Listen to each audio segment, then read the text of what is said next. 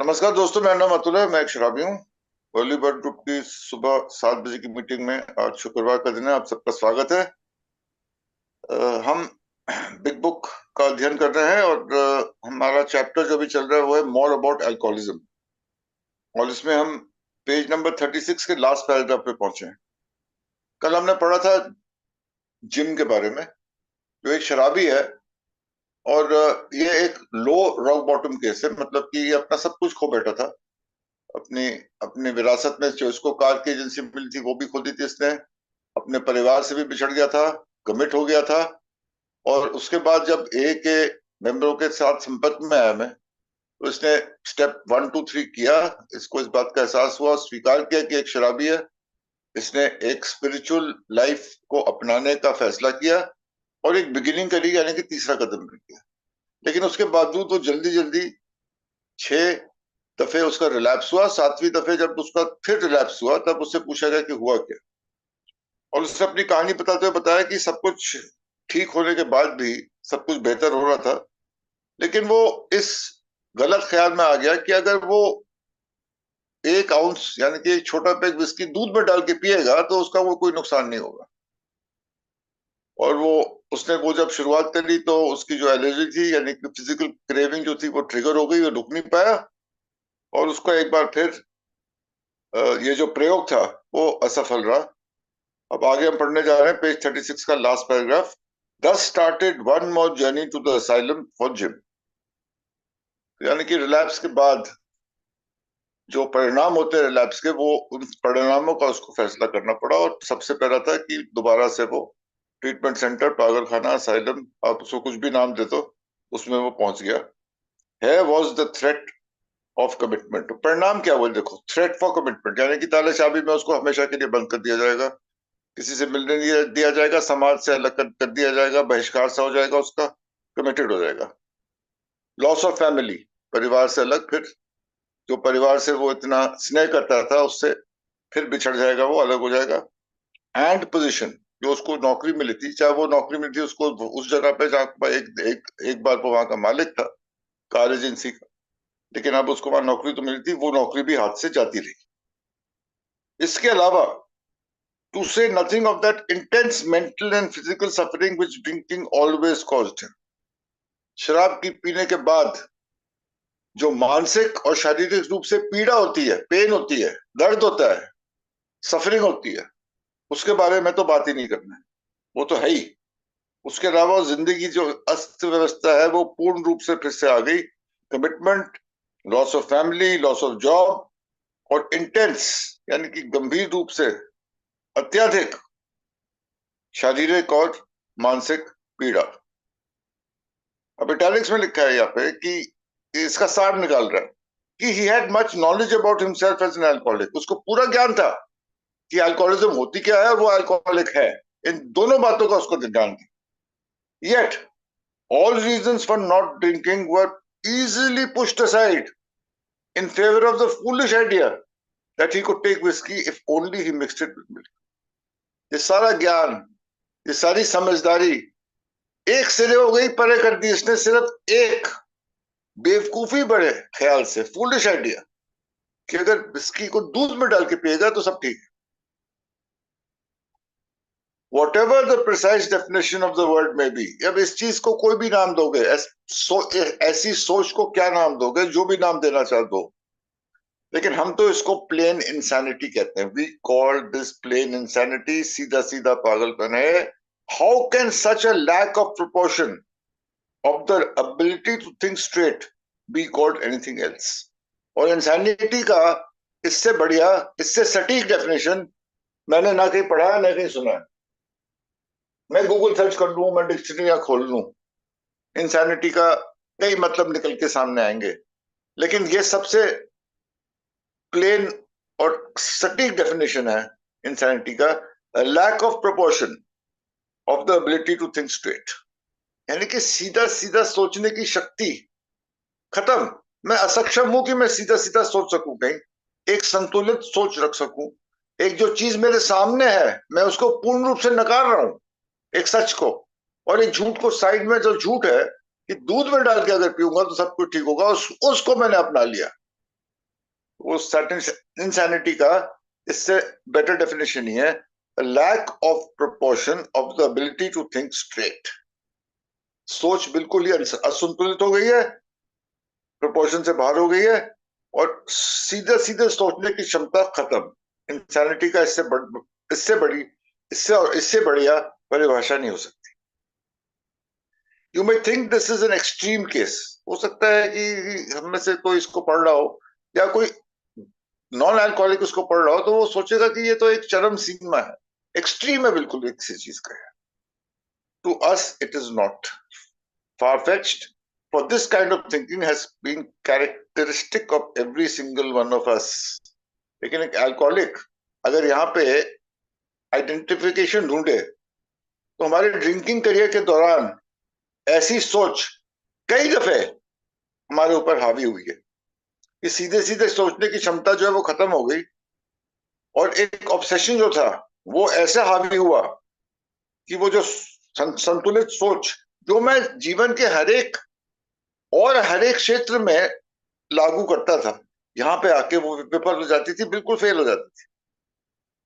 We have sometimes reflected more than Jim did upon the consequences, but there was always the curious mental phenomena that, parallel with our sound reasoning, were inevitably ran some insane trivial excuse for taking the first drink.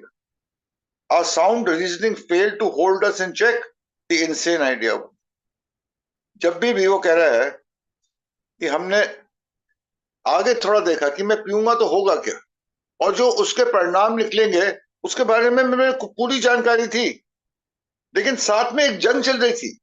वो जंग चल रही थी इस जानकारी के बीच में कि मुझे क्या होगा, और एक इनसेन ट्रिवियल एक्सक्यूज की बात कर रहा है यहाँ पे, यानी कि बिल्कुल ना समझ सा एक बहाना, ट्रिवियल, बिल्कुल तुच्छ सा बहाना, यार मैं पी सकता हूं। इसके केस में तुच्छ सा बहाना क्या था कि दूध में डाल के पी लूंगा तो सब ठीक होगा। ऐसा इनसेन ट्रिवियल एक्सक्यूज, यानी कि पागलपन से भरा एक तुच्छ सा बहाना। इससे बेटर मैं इसको अनुवाद नहीं कर सकता हूं इसकी। तो ये चीज जो थी वो आपके सामने आ जाती है, और एक जंग चलती है। जंग किन दो चीजों की से चलती है? साउंड रीजनिंग, यानी कि सही प्रकार की सोच कि देखो मैं पीऊंगा तो ये परिणाम हो सकते हैं जो मेरे लिए घातक है, और दूसरी तरफ एक तुच्छ सा पागलपन भरा बहाना कि नहीं यार इस बार ना मैं ठीक से पी लूंगा, या ऐसे पीऊंगा तो कुछ नहीं होगा, या एक काम करूंगा सिर्फ 2 पीऊंगा, यार एक काम करूंगा मैं आज नहीं पीऊंगा, मैं कल शाम को पीऊंगा, वो भी 7 बजे के बाद, और 7 से 9 तक पीऊंगा। कुछ भी बहाना हो सकता है, लेकिन एक तुच्छ सा बहाना। लेकिन वो बहाना जो था वो कह रहा था ये जो जंग चलती थी, इस जंग में वो जो साउंड रीजनिंग थी, साउंड रीजनिंग मतलब एक संतुलित और एक सटीक सोच कि नहीं पीऊंगा तो क्या परिणाम हो सकते हैं, मुझे नहीं पीना चाहिए, ये तो साउंड रीजनिंग बोलती थी मेरे को। लेकिन वो जो ट्रिवियल सा एक्सक्यूज था कि ऐसे पीऊंगा तो ठीक हो जाएगा, पागलपन भरा बहाना, तुच्छ सा, वो हमेशा जीत जाता था। The insane idea one out. और ये क्यों होता था? क्यूरियस मेंटल फिनोमिनन की वजह से। और इस क्यूरियस मेंटल फिनोमिनन को मैं एक ही नाम दूंगा, वो नाम है ऑब्सेशन, डिल्यूजन, इल्यूजन। यानी कि एक बात जो सच है मेरे सामने है, एक सच्चाई, वो मुझे नहीं दिखाई दे रही, और उसकी जगह मेरे दिमाग में एक झूठ, एक असत्य सामने आ रहा है। वो इस प्रकार से हावी हो रहा है, और हमेशा वो जो इनसेन आइडिया था, पागलपन भरा ख्याल, वो जीत रहा था, और मेरी सटीक सोचने की शक्ति जो थी, तर्क वितर्क करने की मेरी जो क्षमता थी, वो विफल हो रही थी, और ये तुच्छ सा पागलपन भरा बहाना हमेशा जीतता था। अगले दिन क्या होता था? Next day we would ask ourselves in all earnestness and sincerity how it could have happened. अगले दिन अपना सिर पकड़ के मैं अपने आप से पूरी ईमानदारी के साथ, अर्नेस्टनेस और सिंसेरिटी, यानी कि पूर्ण ईमानदारी है मेरे अंदर इस टाइम पे, और मैं अपने आप से क्या पूछ रहा हूं कि ये हुआ तो कैसे हुआ, मुझे समझ में नहीं आ रहा है। ये ऐसी तुच्छ सी पागलपन भरा बहाना जीत गया, और मैंने जो सोचा था, मैंने जो प्रतिज्ञा ली थी, मैंने जो फैसला किया था, वो अलग हो गया, और ये इनसेन ट्रिवियल एक्सक्यूज जो था, इनसेन आइडिया जो था, वो जीत गया। अगले दिन अपने आप से हमेशा ये सवाल पूछता। तो ये एक शराबी के ड्रिंकिंग करियर की एक टिपिकल फिनोमिना है जो होता रहा है, और इससे आइडेंटिफिकेशन हम सबको मिलेगा। और मैं चाहूंगा कि आज अपनी जो शेयरिंग होगी ना, इसी आधार पे होगी। ये बुनियाद है आज की शेयरिंग की, कि कैसे वो ट्रिवियल इंसेन आइडिया हमेशा जीत जाता था, और हमारी जो साउंड रीजनिंग थी, सटीक सोचने की शक्ति, जो हम जिंदगी के और अपने कार्य में हर क्षेत्र और क्षेत्रों में बड़े अच्छी तरह से लागू करते थे, लेकिन जहां तक शराब की बात आती थी वो नाकामयाब हो। In some circumstances, we have gone out deliberately to get drunk. This is very interesting. यहाँ पे क्या था कि मैं सोच समझ के, यहाँ पे मैं कोई बहाना नहीं ढूंढ रहा था, मैं अच्छी तरह से सोच समझ के कह रहा था कि मैं तो पीने जा रहा हूं, बता के जा रहा हूं, सोच के जा रहा हूं, फैसला करके जा रहा हूं, योजना बना के, feeling ourselves justified by nervousness, anger, worry, depression, jealousy or the like. अब मेरे पास एक सटीक सा बहाना मैंने बना लिया है, मैं जानबूझ करके पीने जा रहा हूँ कि भैया मैं हूं नर्वस, मेरे को घबराहट हो रही है, मेरे को चाहिए है, मेरे को गुस्सा आया हुआ भैया, मैं से बात मत करो, मैं तो आप पीने जा रहा हूँ। एंगर, वरी, चिंता में हूं भैया, मैं एक ही, इस चिंता से बाहर निकलने का मैं एक ही विकल्प है, शराब पी लो। डिप्रेशन, डिप्रेस्ड हूं, शराब पीऊंगा डिप्रेशन से बाहर आने के लिए। जेलसी, बहुत ज्यादा ईर्ष्या हो रही किसी बात को लेकर, शराब। और द लाइक, ऐसी और कई वजह हो सकती है, जहां पे जानबूझ करके डिलिबरेटली एक पूर्व निर्धारित ख्याल बना के मैं जा रहा हूं पीने के। But even in this type of beginning we are obliged to admit that our justification for a spree was insanely insufficient in the light of what always happened. यानी कि इसके बाद भी अगर मैं पीछे मुड़ के देखता हूं तो मेरा जो मैंने फैसला किया था कि मैं बहुत ज्यादा चिंतित हूं, बहुत ज्यादा गुस्से में हूं, बहुत ज्यादा डिप्रेशन में हूं, या घबराहट हो रही है इसलिए पीने जा रहा हूं, लेकिन मैं अगर बाद में सोचूंगा तो मेरे को ये भी पीने के लिए कोई बहाना नहीं था, इससे पीने का कारण बनाने का कोई जरूरत नहीं थी, क्योंकि पीने के बाद जो परिणाम निकल के आते थे उससे मेरी जिंदगी जो थी और बदतर हो जाती। मेरे को कोई निजात नहीं मिलती थी उस एंगर से, उस डिप्रेशन से, उस वरी से, मेरे को कोई राहत नहीं मिलती थी, बल्कि स्थिति मेरी उससे भी खराब हो जाती थी। और यही इंसानिटी थी, इनसेनली इनसफिशिएंट। यानी कि ये कोई पीने के लिए कोई कारण नहीं था, बिल्कुल बिल्कुल भी, कहीं से भी कहीं कोई कारण नहीं था, और यहां भी मेरा ऑब्सेशन और पागलपन झलकता था। We now see that when we began to drink deliberately instead of casually, there was little serious or effective thought during the period of premeditation of what the terrific consequences might be. यानी कि ठीक से सोचा नहीं, I didn't think it through when I started drinking even deliberately, कि मैं पीऊंगा तो उसके कैसे कैसे भयंकर से, अब ये बोलना है यहाँ पे टेरिफिक कॉन्सिक्वेंसेस, मैं बोलूंगा भयंकर परिणाम जो निकल के आते थे पीने के बाद, और हमेशा, ऐसा नहीं कि कभी कभी ठीक से भी काम टाइम हो जाता था, हमेशा ही पीने के बाद जो उसके जो परिणाम निकल के आते थे, जैसे कि जिम की स्टोरी में हमने पढ़ा कि commitment, lack of job, family से अलग, और जो सफरिंग होती थी फिजिकल और मेंटल लेवल, मानसिक और शारीरिक रूप से जो पीड़ा उत्पन्न होती थी। तो अगर उसको मैं देखूं कि ये जो मैंने बहाना क्या बनाया था कि मेरे को गुस्सा बहुत आ रहा है इसलिए पीने जा रहा हूं मैं, लेकिन वो गुस्सा तो गुस्से की जगह अपना रहा, लेकिन उसके साथ और जो पीड़ाएं और जो सफरिंग और जो परिणाम मेरे सामने आए, निकल के आया, मेरे को परेशान किया, तो उसके अगर मैं देखूं, तुलना करूं, तो पीने का कोई जस्टिफिकेशन नहीं था, पीना बहुत भारी पड़ता था हमेशा। लेकिन ये अगले दिन पता चलता था, उस टाइम नहीं पता चलता कि मैंने जब सोचा, प्री मेडिटेट किया, यानी कि पीने से पहले सोचा मैंने, तो ये प्री मेडिटेशन में कमी थी, क्योंकि मेरी सोच जो थी उसने परिणामों को ठीक से भापा नहीं, या फिर ऑब्सेसिव आइडिया जो था, वो ऑब्सेशन इस प्रकार से हावी हो जाता था, डोमिनेट करता था मेरे को, कि मैं फिर भी पी लेता। तो ये जो आज की रीडिंग है, मैं यहीं पे एक विराम दूंगा, क्योंकि कल से विमल भाई पढ़ेंगे, तो we will talk about J Walker. So I think I'll give it a stop over here. We have finished the first illustration, the second rather, which is Jim's story. Jim कैसे पीने पे आया, क्या insane trivial excuse मिला उसको पीने का, उसके बाद क्या परिणाम हुआ, और यहाँ पे फिर भी वो एक ही चीज कह रहा है कि जो फर्स्ट फेटल ड्रिंक है, कोई मेंटल डिफेंस नहीं है उसके प्रति हमारे पास, और वो हमेशा ही वो इनसेन ट्रिवियल एक्सक्यूज जो था वो जीत जाता था। और ये शराबी की जो शराबीपन की समस्या है, इसकी केंद्र बिंदु उसका दिमाग है, उसके माइंड है, उसकी सोच है। Obsessive, delusive, illusive and insane ideas, और कैसे वो उसके ऊपर हावी हो जाता है। और ये क्रक्स ऑफ द प्रॉब्लम है। तो ये चैप्टर में जो नाम ही इस चैप्टर का है, मोर अबाउट अल्कोहलिज्म, और जैसे मैंने कहा था, it should be more truths about alcoholism. तो अल्कोहलिज्म और शराबीपन के बारे में कुछ और जो ठोस सच्चाइयां हैं, उसके ऊपर प्रकाश डाला है लेखकों ने यहाँ पे। और इसके बाद वो जे वॉकर जो है, कल जे वॉकिंग के ऊपर, जो जे वॉकर का पागलपन है, उसके ऊपर प्रकाश डालेंगे। और ऐसे करके लास्ट स्टोरी जो है वो एक और हाई बॉटम केस की है, जो फ्रेड है, और वहां पे जाके ये चैप्टर संपन्न होगा। तो I give it a break over. Thank you very much, and back to you Santosh. Thank you Atul ji. बहुत अच्छी तरह से, मतलब इंसानिटी का लेवल भी मुझे समझ में आया, और इंसानिटी क्या है, इस तरह मेरी सोच, सीधे तरह सोचने की योग्यता कम हो जाती है या खत्म ही हो जाती है। और कारण चाहे कुछ भी मैं दे दूं कि कुछ परिस्थिति में जैसे परेशानी हो, गुस्सा हो, या फियर, डिप्रेशन, टेंशन, ईर्ष्या, जो भी हो, बट ये सब बहाने ही है एक तरह के। थैंक यू सो मच याद दिलाने के लिए। मैं राजेश जी से आग्रह करूंगा कि आगे की प्रक्रिया बताएं।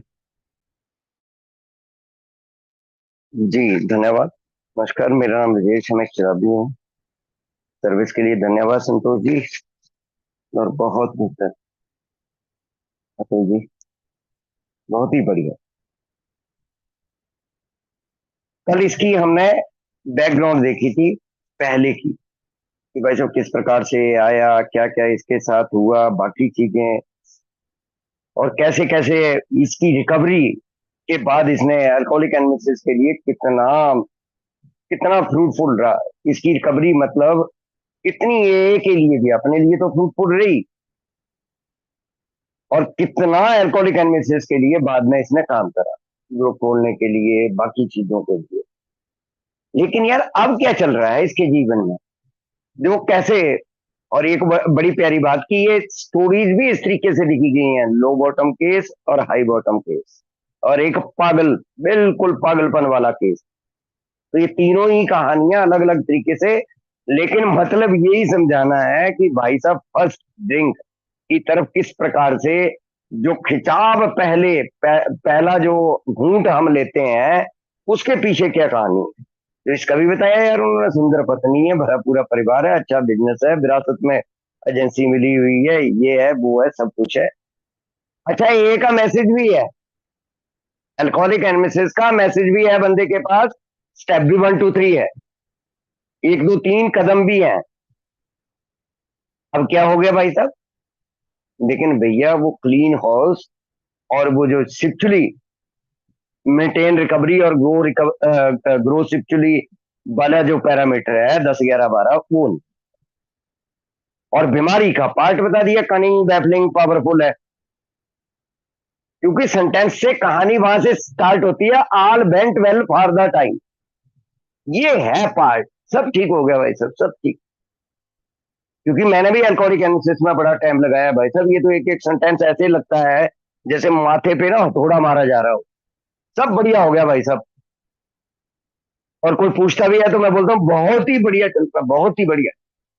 और इसका भी जब सबसे बढ़िया हुआ तो 6 बार फिर लैपता है, 6 बार फटाफट फटाफट फटाफट की। अच्छा, मान रहे हैं मैं शराबी हूँ, डिनाइल नहीं है। कहानी में इतना, मतलब इतने मेरे लिए सबक छुपे हैं कि भाई साहब हर लाइन में सबक है। He agreed he was a real alcoholic, कोई डिनाइल नहीं है भाई साहब। एज येट का भी पता, बाइक चली जाएगी, साइन कर दिए हैं उसने पेपर पे, व्यापार चला जाएगा, धंधा खत्म हो जाएगा, घर वाले बाहर निकाल देंगे, एसलम में डाल देंगे, पागल खाने जाने की यात्रा स्टार्ट है, सब कुछ हो रहा है।